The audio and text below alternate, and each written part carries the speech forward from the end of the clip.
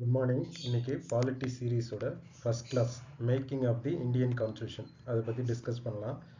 So இந்த சீரீஸில் வந்து பார்த்திங்கன்னா மேக்கிங் ஆஃப் கான்ஸ்டியூஷன்லேருந்து அதுக்கடுத்து salient features of Indian constitution as usual, அதுக்கப்புறம் ப்ரியாம்பிள், அதுக்கப்புறம் அடுத்தடுத்து பார்த்திங்கன்னா நம்ம லட்சுமிகாந்த் சாப்டர் வைஸாவோ இல்லை யூபிஎஸ்சி அண்ட் டிஎன்பிசிக்கு இம்பார்ட்டன்ட் சாப்டர்ஸ் என்னென்ன இருக்கோ அந்த வகையில் வந்து பார்த்திங்கன்னா நம்ம டிஸ்கஸ் பண்ணலாம். ஸோ கன்வென்ஷனல் அப்ரோச்சாக பண்ணாமல் எது இம்பார்ட்டன்ட் ஏரியா கொஷின்ஸ் எப்படி வரும் அந்த பேசிஸில் என்னென்ன டாபிக்ஸ் வந்து இம்பார்ட்டன்ட் அந்த மாதிரி வந்து பார்த்திங்கன்னா நம்ம டிஸ்கஸ் பண்ணலாம். So first chapter making of the Indian constitution வந்து ஸ்டார்ட் பண்ணலாம். ஸோ நம்ம எல்லாருக்கும் தெரியும் 1947க்கு முன்னாடி இந்தியாவோட கண்டிஷன்ஸ் வந்து எப்படி இருந்தது. ஸோ இதோட மேஜர் பார்ட் நமக்கு தெரியும். இந்தியன் கான்ஸ்டியூஷன் கிரியேட் பண்ணுறதுக்கு யார் வந்து மேஜர் ரோல் ப்ளே பண்ணியிருப்பாங்க, அதிலிருந்து எப்படி வந்து கான்ஸ்டியூஷன் கிரியேட் ஆனது அப்படிங்கிறத நம்ம ஹிஸ்ட்ரியோட கனெக்ட் பண்ணுற மாதிரி இருக்கும். ஓகேங்களா?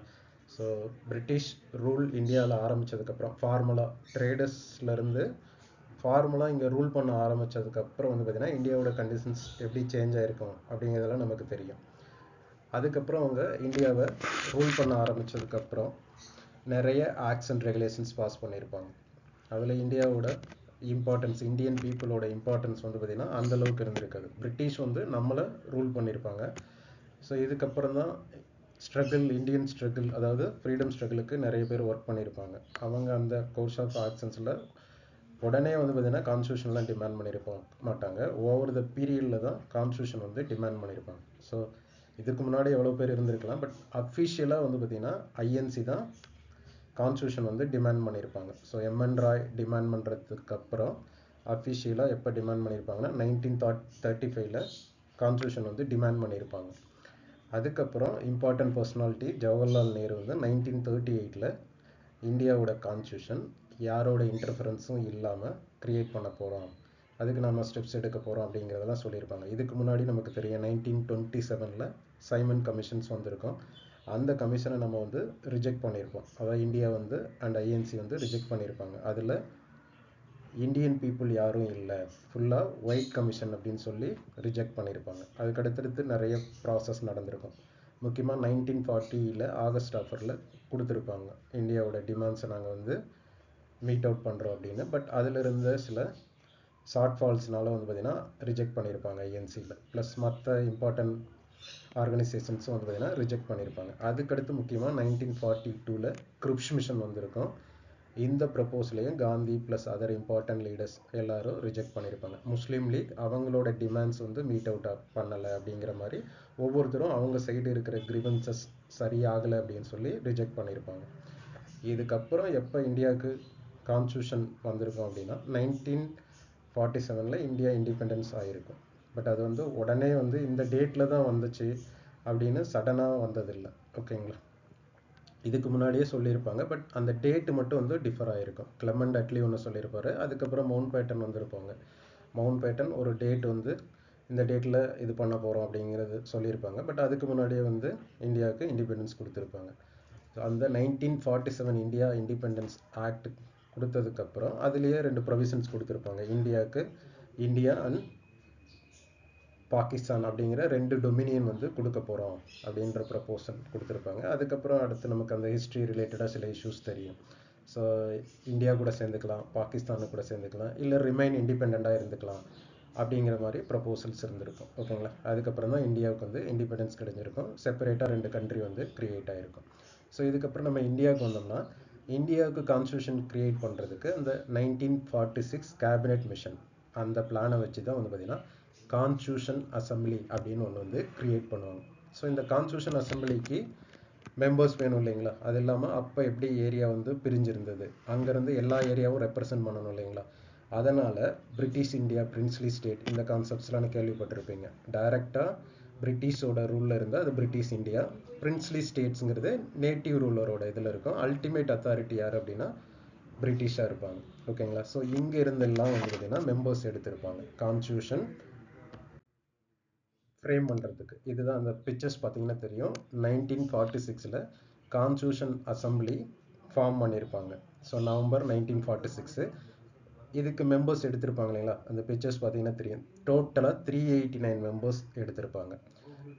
இந்த மெம்பர்ஸ்ல இருந்து தான் இம்பார்ட்டன்ட் பர்சனாலிட்டி ரெப்ரசன்ட் பண்ணியிருப்பாங்க. அவங்கள சூஸ் பண்ணி அதுக்கப்புறம் நிறைய கமிட்டி வந்து ஃபார்ம் பண்ணியிருப்பாங்க.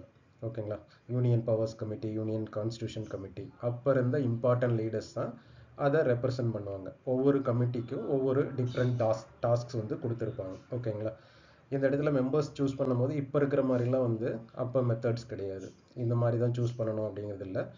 ஸோ ஒவ்வொரு இதில் இருந்தும் சில இதில் வந்து பார்த்தீங்கன்னா எலெக்ட் பண்ணியிருப்பாங்க, சில இதில் வந்து நாமினேட் பண்ணியிருப்பாங்க.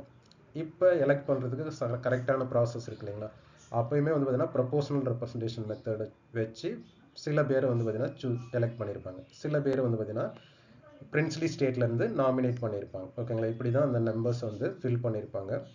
ஸோ இதில் சில கிரிட்டிசிசம்லாம் சொல்லியிருப்பாங்க. ஸோ இது வந்து எல்லாத்தையும் ரெப்ரசன்ட் பண்ணலை, ஒரு சில ஏரியாவில் இருந்தால் வருது, ராயல் பீப்புளை மட்டும் செலக்ட் பண்ணியிருக்காங்க அப்படின்னு ஆஸ் யூஷுவல் வந்து பார்த்தீங்கன்னா சில கிரிட்டிசிசம் வந்து பார்த்தீங்கன்னா அங்கே ப்ரெசென்ட் ஆகிருக்கும். ஓகேங்களா, ஸோ இதுக்கப்புறம் இந்த கான்ஸ்டியூஷன் ஃப்ரேம் பண்ணுறதுக்கு ஒர்க் பண்ணியிருப்பாங்கன்னு சொன்னீங்களா. ஸோ இது ரிலேட்டடாக கான்ஸ்டியூஷன் அசம்பிளியோட ஃபஸ்ட்டு மீட்டிங் ஸ்லைடு பாருங்கள். December 9, 1946 ஃபஸ்ட்டு மீட்டிங் நடந்திருக்கும். ஓகேங்களா, நார்மலாக ஒரு பிரசிடெண்ட்டை சூஸ் பண்ணுறதுக்கு முன்னாடி ஒரு டெம்பரரி பிரசிடெண்ட்டை வந்து சூஸ் பண்ணியிருப்பாங்க. அந்த பர்சனாலிட்டி யாருன்னா சச்சிதானந்த சின்ஹா.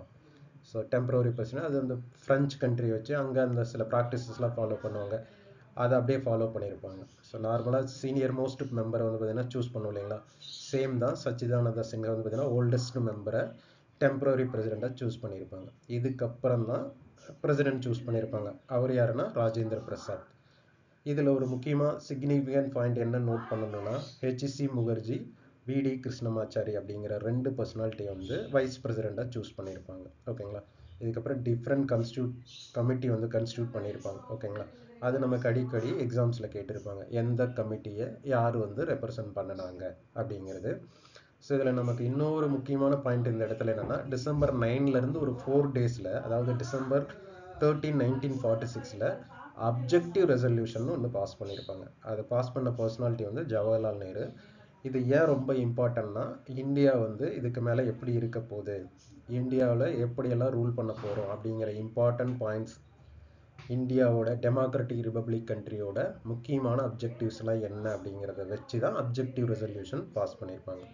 இதுதான் பின்னாடி வந்து பார்த்திங்கன்னா ப்ரியாம்பிளாக கன்வெர்ட் ஆகிருக்கும். ஓகேங்களா, நமக்கு தெரியும் ப்ரியாம்பிள் வந்து எவ்வளவு இம்பார்ட்டன்ட். அதில் இருக்கிற அந்த 9 வேர்ட்ஸ் தான் வந்து பார்த்திங்கன்னா இந்தியாவை ரிஃப்ளெக்ட் பண்ணுது. அதாவது 5 வேர்டு வந்து இந்தியாவை ரிஃப்ளெக்ட் பண்ணுது, 4 வந்து சிட்டிசன்ஸ்க்கு கொடுக்க போகிறோம். அந்த ஆங்கிளில் தான் வந்து பார்த்திங்கன்னா இப்போ இருக்குது இல்லைங்களா ப்ரியாம்பிள்.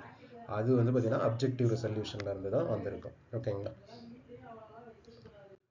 ஸோ இதுக்கப்புறம் நம்ம எக்ஸாம்ஸ் ரிலேட்டடாக பார்த்தா இந்த மேஜர் கமிட்டி ஸ்லைடை செக் பண்ணுங்கள்.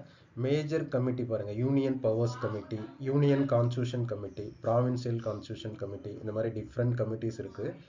மேஜர் கமிட்டி வந்து பார்த்தீங்கன்னா 8 இருக்கும். இது இல்லாமல் மைனர் கமிட்டிஸ் நிறைய இருக்கும். ஓகேங்களா, இதில் ஃபஸ்ட்டு பாருங்கள் மேஜர் கமிட்டி என்னென்ன கமிட்டி இருக்குது அப்படின்னு. இந்த 4 பர்சனாலிட்டி தான் திருப்பி வருவாங்க. ஓகேங்களா, ஸோ இது ரிலேட்டடாக உங்களுக்கு ஏதாவது நோட்ஸ் வேணும்னா சேனலில் வந்து பார்த்தீங்கன்னா என்னோட நம்பர் இருக்கும். அந்த நம்பருக்கு வந்து பார்த்தீங்கன்னா நீங்கள் அனுப்புனீங்கன்னா நான் வந்து பார்த்தீங்கன்னா இது ரிலேட்டடாக ஏதாவது மெட்டீரியல்னால் உங்களுக்கு நான் வந்து அனுப்புகிறேன். ஓகேங்களா, ஏன்னா மைனர் கமிட்டிஸ்லாம் வந்து பார்த்தீங்கன்னா நிறைய இருக்கும். ஓகேங்களா, ஸோ ஜஸ்ட்டு மேஜர் கமிட்டி என்னென்னு பாருங்கள். பிஆர் அம்பேத்கர் தான் ஒரு இம்பார்ட்டன்ட் பர்சனாலிட்டி அந்த டைமில்.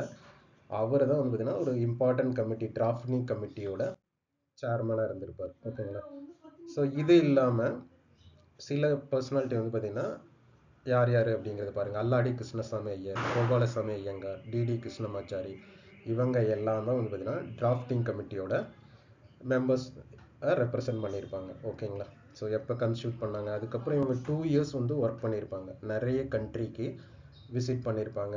அங்கேருந்து எல்லாம் இம்பார்ட்டன்ட் ஃபீச்சர்ஸ் எல்லாம் எடுத்திருப்பாங்க. நமக்கே தெரியும் இந்தியன் கான்ஸ்டியூஷன் மேலே சில கிரிட்டிசிசம் இருக்கும்.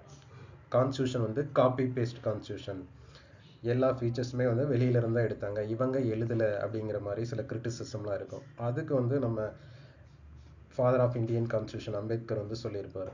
ஈவன் தோ வந்து பார்த்திங்கன்னா வேறு கண்ட்ரியிலேருந்து நாங்கள் 60+ கண்ட்ரீஸ்க்கு நாங்கள் விசிட் பண்ணி கான்ஸ்டியூஷன் அடாப்ட் பண்ணியிருந்தாலும் இந்தியாவுக்கு தகுந்த மாதிரி சில ஃபீச்சர்ஸை வந்து நாங்கள் சேஞ்ச் பண்ணியிருக்கோம்.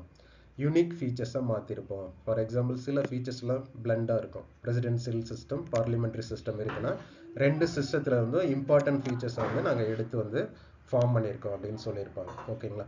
ஸோ இந்தியன் கான்ஸ்டியூஷனுங்கிறது நிறைய ஃபீச்சர்ஸோட பிளண்டாக இருக்கும். நம்ம கண்ட்ரிக்கு தகுந்த மாதிரி மாற்றிருப்போம். இப்போ செக்குலரிசம் இருக்குன்னா வெஸ்டர்னில் இருக்கிற செக்குலரிஸ்ட்டுக்கும் இந்தியாவில் இருக்கிற செக்குலரிஸ்ட்டுக்கும் சில டிஃப்ரென்சஸ் இருக்கும் இல்லைங்களா? ஸோ ஈவன் தோ வேற கண்ட்ரிலேருந்து எடுத்தாலும் சேம் அதே மாதிரி நாங்கள் வந்து அடாப்ட் பண்ணலாம் அப்படின்னு சொல்லியிருப்பாங்க. இதெல்லாம் நம்ம வந்து பார்த்தீங்கன்னா அடுத்தடுத்து சாப்டர்ஸில் பார்ப்போம்.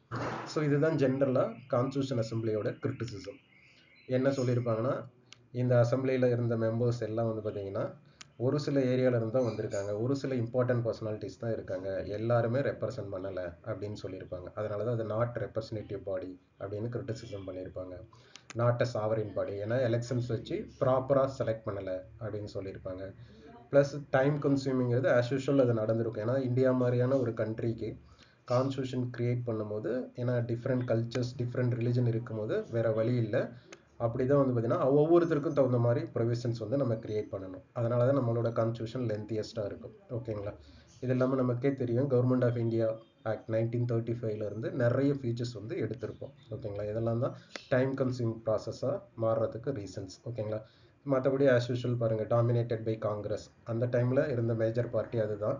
அதையும் அவங்க கிரிட்டிசைஸ் பண்ணியிருப்பாங்க. ப்ளஸ் இதில் நிறைய இருந்தது வந்து பார்த்தீங்கன்னா பொலிட்டீஷியன்ஸ் இருந்ததுனால தான் வந்து பார்த்தீங்கன்னா லீகல் லுமினரிஸ் வந்து அதிகமாக இருந்தாங்க. டாமினேட்டட் பை லீகல் லுமினரிஸ் அப்படிங்கிற மாதிரி சில கிரிட்டிசிசம் கொடுத்துருப்பாங்க. ஓகேங்களா? ஸோ இதெல்லாம் கான்ஸ்டியூஷன் அசம்பிளி மேலே இருந்த கிரிட்டிசிசம். ஸோ இதெல்லாம் இப்படி தான் வச்சு வந்து பார்த்தீங்கன்னா இந்தியாவுக்கு கான்ஸ்டியூஷன் வந்து அடாப்ட் பண்ணியிருப்பாங்க. 26th நவம்பர் 1949 இன்னைய வரைக்கும் நம்ம கான்ஸ்டியூஷன் டேவாக செலிப்ரேட் பண்ணுறோம். ஓகேங்களா? ஸோ இதுக்கப்புறம் வந்து பார்த்தீங்கன்னா கான்ஸ்டியூஷன் அடாப்ட் ஆயிரும். அதுக்கப்புறம் அப்படியே கான்ஸ்டியூஷன் இருந்ததா அப்படின்னா கிடையாது. 106th அமெண்ட்மெண்ட் வந்து பார்த்தீங்கன்னா நம்ம இது வரைக்கும் கான்ஸ்டியூஷன் அமெண்ட்மெண்ட் பண்ணியிருக்கோம். இது இல்லாமல் சின்ன சின்ன சேஞ்சஸ்லாம் பண்ணியிருக்கோம். ஸோ 1950 2025 ஆயிடுச்சு இல்லைங்களா? அது வரைக்கும் நிறைய சேஞ்சஸ்லாம் பண்ணியிருப்போம். அதுவுமே இன்க்ளூடட் தான் கான்ஸ்டியூஷனில். ஓகேங்களா? ஸோ 1950 இருந்த மாதிரி கான்ஸ்டியூஷன் அதே மாதிரி இல்லை. சில நேரம் டியூ ப்ராசஸ் ஆஃப் லாலாம் வந்து பார்த்தீங்கன்னா சில கான்செப்ட் சில கேசஸில் எமர்ஜ் ஆகிருக்கும்.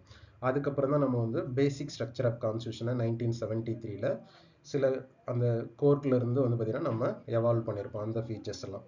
ஓகேங்களா? இதெல்லாம் கான்ஸ்டியூஷன் இருக்கும் போது இல்லை, அதுக்கப்புறம் வந்தது. முக்கியமாக நமக்கு தெரியும் 46th மினி கான்ஸ்டியூஷன் சொல்லுவோம். 46th அமெண்ட்மெண்ட், 44th அமெண்ட்மெண்ட், அதுலலாம் வந்து பார்த்தீங்கன்னா நிறைய சேஞ்சஸ் வந்திருக்கும். இது எல்லாமே சேர்ந்தது தான் வந்து பார்த்தீங்கன்னா இந்தியன் கான்ஸ்டியூஷன். ஓகேங்களா? ஸோ இப்படி தான் கான்ஸ்டியூஷன் கிரியேட் பண்ணாங்க. நேஷனல் ஆந்தம், நேஷனல் சாங் எல்லாமே அது ரிலவெண்ட்டான டேட்டில் தான் பார்த்தீங்கன்னா இப்போ 26th ஜனவரி 1950 டெமோக்ராட்டிக் ரிப்பப்ளிக் ஆனது. அதுக்கு முன்னாடி தான் வந்து பார்த்தீங்கன்னா இந்த நேஷனல் ஆந்தம்லாம் அடாப்ட் பண்ணியிருப்போம். நேஷனல் ஃப்ளாக் வந்து அதுக்கு முன்னாடியே அடாப்ட் பண்ணியிருப்போம். ஓகேங்களா? ஸோ இதுதான் brief history of making of Indian constitution. ஓகேங்களா? ஸோ இதுக்கு அடுத்தடுத்து வந்து பார்த்தீங்கன்னா நம்ம நெக்ஸ்ட் கிளாஸில் வந்து salient features of Indian constitution so பார்ட்டாக பார்க்கலாம். ஓகேங்களா? அதுக்கடுத்து அப்படியே நம்ம வந்து பாலிட்டி சீரீஸ் அப்படியே போகலாம். தேங்க்யூ. ஏதாவது டவுட் இருந்தால் வந்து பார்த்தீங்கன்னா நீங்கள் கீழே கேட்கலாம். தேங்க்யூ.